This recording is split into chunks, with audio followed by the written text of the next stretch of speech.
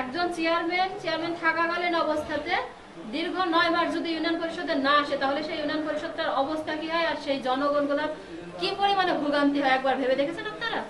সেটা নিয়ে আপনারা কেউ কথা বলেন না। আর আমরা কথা বলি যে আমাদের আপনারা দোষ ধরেন যে এটা কি বলা উচিত, এটা কি বলা উচিত। তবু সেটা আপনাদের ব্যক্তিগত ব্যাপার, আপনাদের চোখ আর আমাদের চোখ হয়তো আলাদা হতে পারে।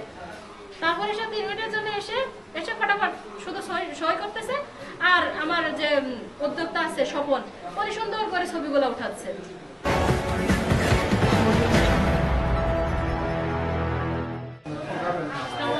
আমি ইউনিয়ন পরিষদের সংরক্ষিত আসনের মহিলা মেম্বার।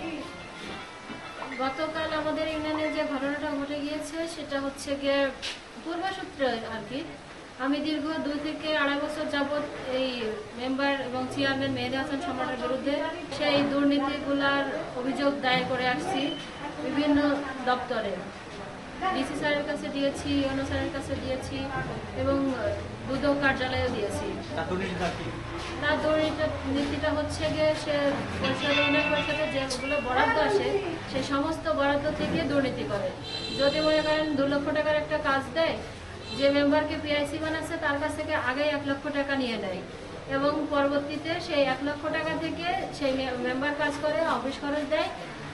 তাহলে কি এই 1 লক্ষ টাকার ভিতরেও যদি কাটছাট হয় তাহলে বাকি যে টাকাগুলা ইউনিয়ন পরিষদের চেয়ারম্যান নিয়ে নিল সেটা কি দুর্নীতি নয়?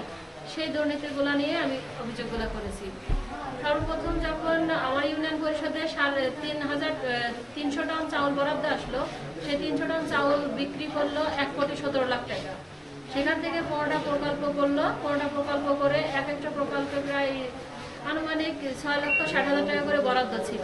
সেখানে সে যাদেরকে পিআইসি বানিয়েছে মোহাম্মদ আলী খা, উনি ওই সময় সমস্ত কাজ করতো চেয়ারম্যানের।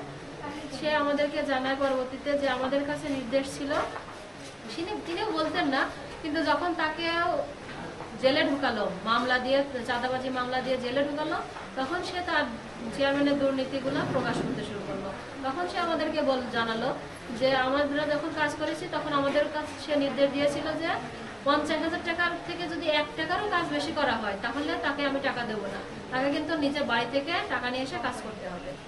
এভাবে পর্যায়ক্রমে দুর্নীতিগুলো যখন আমরা দেখলাম যে আসলে তো এগুলো দুর্নীতি, এবং আমাদেরকে যে সাদা কাগজে সই করে নিয়ে পরবর্তী দেখা যাচ্ছে তাদের ইচ্ছা মতো গজ বসিয়ে দিত, যেটা আমরা জানি না, যে সম্পর্কে আমরা কোনো কিছু জানি না।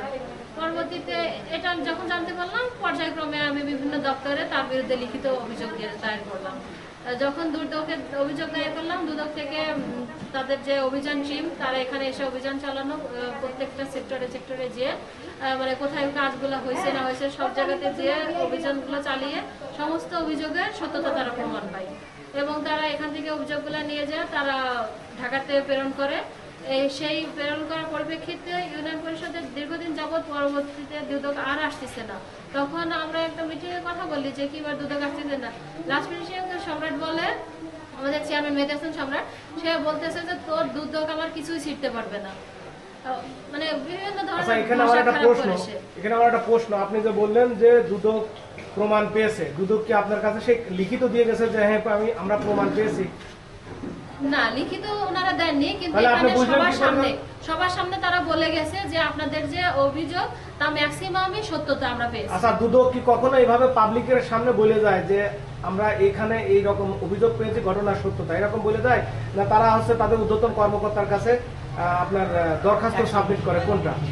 এখন দরখাস্ত তারা সাবমিট করেছে, কিন্তু আমরা যেহেতু অভিযোগকারী, সেখানে আমাদের যে চেয়ারম্যানের কক্ষে তারা বসছিল সেখানেই তারা বলে যায়। আপনি অভিযোগকারী হলে তো একটা কপি আপনাকে দিয়ে যাবে, এই যে আপনি যে আবেদন করেছিলেন তার পরিপ্রেক্ষিতে যে প্রমাণ পেয়েছে, এই যে লিখিত আপনার কাছে দিয়েছে? না, তারা কোনো লিখিত। তাহলে তো বলতেছেন যে দুদক আপনার কাছে বলে গেছে, এই কথাটা তো সঠিক না, অফিশিয়ালি এই কথাটা না। এখন সেটা আপনার আমাকে যেটা বলেছে আমি সেটা অবশ্যই বলবো, সেটা আপনাদের মানা না মানা সম্পূর্ণ আপনাদের ব্যক্তিগত ব্যাপার। তো যখন তারা এইভাবে বললো তখন আমরা এটা পুনরায় হচ্ছে এই করি, তখন সম্রাট আমাদেরকে এগুলো এই সমস্ত কথাগুলো বলে যে তুই আর তোর দুদক আমার কিছু করতে পারবি না, দুদককে আমি মোটা অঙ্কের টাকা দিয়ে মানে সেট করে নিয়েছি। তো এত দেখ আমার কোনো কিছু শিখতে পারবি না। পরবর্তীতে যখন আমি ডিসি স্যারের কাছে লিখিত দিলাম, এনও স্যারের কাছে লিখিত দিলাম, ওনারাও তদন্ত টিম গঠন করলো। ওনাদের তদন্ত টিম একবার না দুবার ইউনিয়ন পরিষদে এসে ওনারা হচ্ছে গিয়ে তদন্ত করে গিয়েছে।